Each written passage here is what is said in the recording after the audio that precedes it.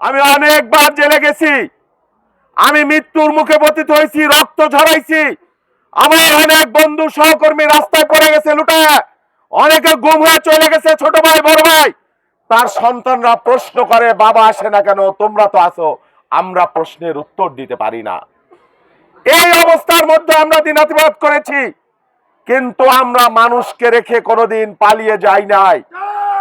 আপনারা আমাকে যদি আমানত দেন, ভালোবাসা দেন, আমি বিশ্বাস করি আমানতের খেয়ানত আমার দ্বারা হবে না, আমি করব না। আমি সব করে দিতে পারবো, সুইচ দিয়ে সেটা বলবো না। তবে এই ভাঙ্গার উন্নয়নের জন্য 5 বছরের বেশি লাগে না।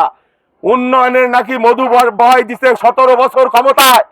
ভাঙ্গার মধ্যে কি উন্নয়ন হয়েছে আমি জানি না, অথচ বারবার এলাকার মানুষের ভোট নিয়ে হয়েছে, ক্ষমতায় গেছে তারা, কিন্তু ভাঙ্গার মানুষের ভেতরের কোনো উন্নয়ন হয় নাই।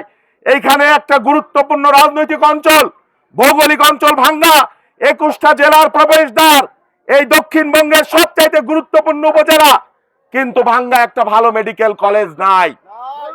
ভাঙ্গায় পুরনো কেএম কলেজ ছাড়া কোনো ভালো শিক্ষা প্রতিষ্ঠান নাই।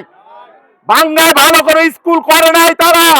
আমি আপনাদের কথা দিলাম, আমার কাছে আপনারা যেমন নিরাপদ, অন্য দল যা করে তাদের কোনো রাজনীতির কারণে কেউ যদি সন্ত্রাসী না করে, রাজনীতির কারণে কেউ কোনোদিন নির্যাতিত হবেন না।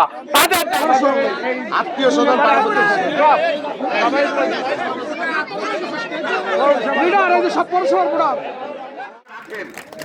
আমি কথা দিলাম, আপনাদের এই ভালোবাসাকে আমি আমানত হিসেবে নিব এবং এর খেয়ানত করবো না ইনশাআল্লাহ। জ্ঞান মতে আপনারা কি আমার সাথে থাকবেন? একটু হাত উঁচু করে আমাকে দেখান, আমাকে আশ্বস্ত করেন।